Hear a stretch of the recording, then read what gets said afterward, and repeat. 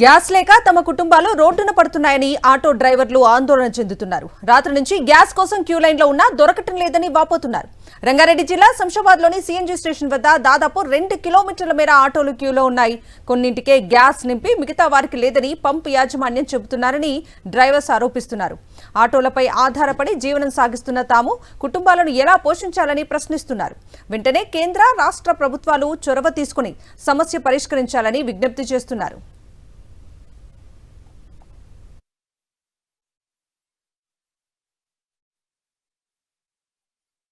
Night 8 గంటలకు వచ్చినాం. మేము 8 గంటలకు వస్తే అటు నుంచి లైన్ ఉంటే లైన్ ని మొత్తం పోలీస్ వాళ్ళు వచ్చి ట్రాఫిక్ జామ్ అవుతుంది ఇది అవుతుంది అని లైన్ కొట్టేసారు. వాళ్ళు లైన్ కొట్టేసిన తర్వాత వాళ్ళేమో వచ్చి చలాన్ కొడుతారు. అటు నుంచి లైన్ ఉన్న లైన్లను ఇటు నుంచి ఉన్న వెహికల్స్ ఏమో ఓపెన్ చేస్తారు. వాళ్ళు మాకేమో వచ్చి పంపు వాళ్ళ క్లోజ్ చేపించి పంపు క్లోజ్ చేపిస్తాం ఇది కాదు ఏమని వాళ్ళు మా మీద స్ట్రైక్ చేస్తారు.